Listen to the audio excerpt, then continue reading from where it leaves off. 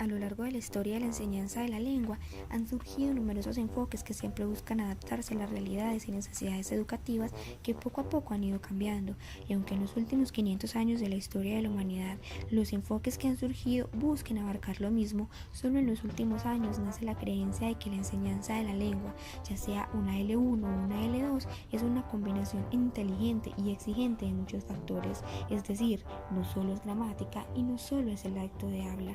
Por esto, sin duda alguna, debería rechazarse la idea de que hay un enfoque perfecto y eficaz para la enseñanza de una lengua. Y aunque en la actualidad hay diversos enfoques por el medio de los cuales se enseña una lengua, hoy vamos a hablar solamente de dos, del enfoque tradicional gramatical y del enfoque pragmático, sociolingüístico y cognitivo.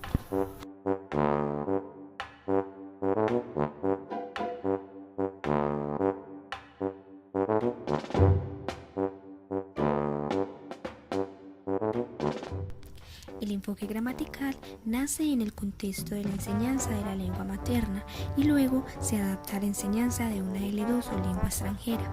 La idea es que el educando aprenda a escribir y a dominar completamente la gramática de la lengua, la sintaxis, el léxico, la morfología, la ortografía, entre otros. Este enfoque proviene totalmente de gramáticos y lingüistas. Desde este enfoque, las clases de lengua castellana quedaban reducidas a unas clases de normatividad gramatical totalmente, en la que el concepto de buen uso equivalía muchas veces, por no decir todas las veces, al único modo aceptable o sugerido por la Real Academia. Se despreciaba totalmente el coloquialismo o los errores propios y normales del aprendizaje de una lengua.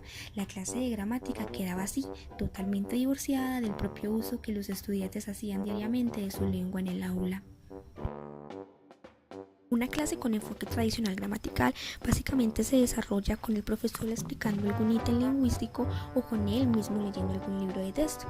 Todo se da de una forma teórica y luego se ponen ejemplos. Los alumnos comprenden la explicación y luego se hacen prácticas totalmente mecánicas donde los alumnos ejercitan el ítem aprendido en situaciones totalmente controladas. Por ejemplo, formación de palabras o frases que el profesor dicte. También se pueden hacer prácticas abiertas donde los alumnos ejerciten el ítem en situaciones no controladas, es decir, una redacción de texto libre. La evaluación de esta clase básicamente se da con el profesor revisando la gramática y la ortografía. Otro ejemplo que se puede usar bastante es el dictado. El docente dicta en base a algún libro de texto y luego recoge los dictados o las hojas de tarea y corrige solo lo gramatical. Una ventaja de esto es que permite que los estudiantes tengan un uso completo de la gramática, es decir, el ejercicio ortográfico es totalmente mejor y la producción textual tiene más coherencia. Una desventaja es que los alumnos omiten la importancia del acto del habla, ya que divorcian los conocimientos del aula con los conocimientos socioculturales y de su entorno. También muchas veces lo visto en clases se vuelve repetitivo y hace que los estudiantes no tengan un aprendizaje totalmente significativo.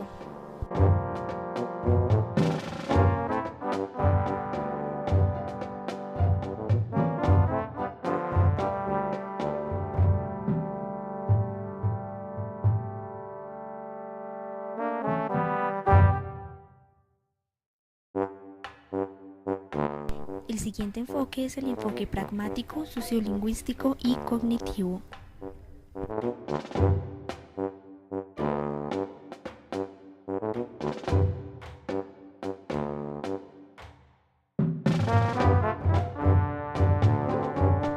Este enfoque se propone como un conjunto de disciplinas, propuestas teóricas y metodológicas que intentan dar a entender la complejidad de la lengua.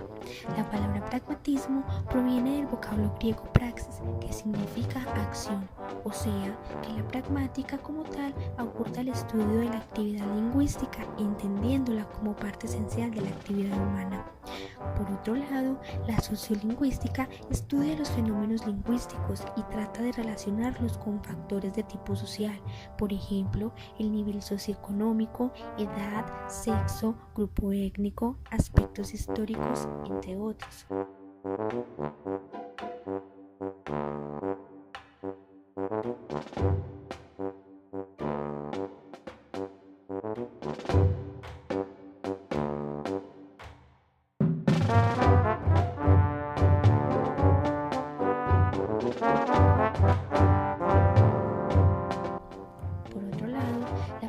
función central de la sociolingüística es identificar los procesos de cambios lingüísticos a través de las fronteras sociales.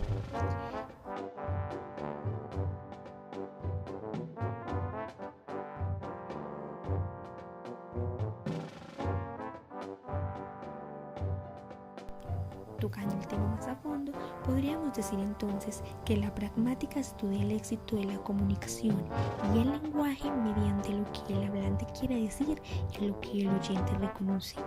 Es allí donde la formulada teoría acto de habla de Austin tomaría forma, pues este sugiere que lo locutivo, lo ilocutivo y lo perlocutivo del momento es lo que determina o dará el significado en sí a lo que se quiere comunicar.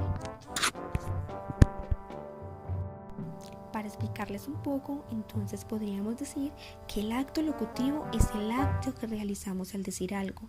El enunciado en sí es una locución. Este se debe gracias a los fonemas o sonidos o al lenguaje escrito llamado también grafemas. El acto locutivo sería entonces la intención contenida en el enunciado. Esta actúa como una fuerza sobre el receptor, también llamada fuerza ilocutoria, que produciría el efecto en él, o sea, el efecto en el enunciado. Por otro lado, el acto perlocutivo es el efecto que el enunciado produce en el receptor, la reacción o consecuencia de lo que se ha dicho. Y eso solamente abordando los temas lingüísticos, pues en este enfoque se determinó que el lenguaje también depende de miradas, gestos, ademanes, movimientos y señales.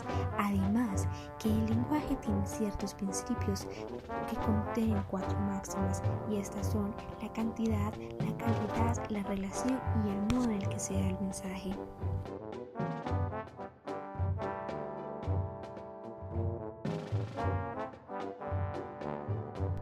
También, hablando de sociolingüística, podremos decir que esta busca entender las fronteras sociales de ciertos usos lingüísticos. Esta, como tal, centra su interés en la diversidad de usos lingüísticos que constituyen el repertorio verbal de cada comunidad de habla.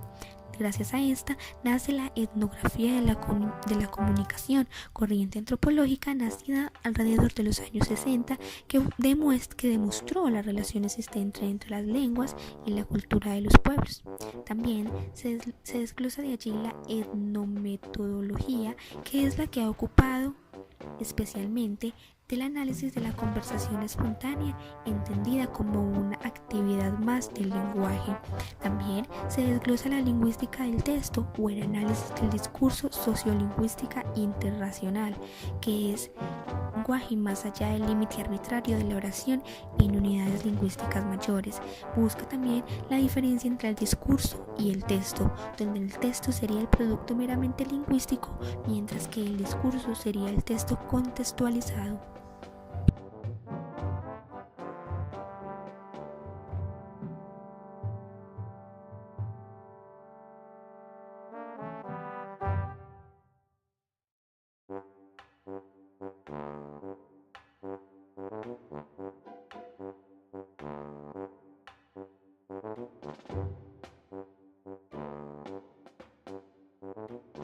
Ya para finalizar, entonces tendríamos los procesos cognitivos.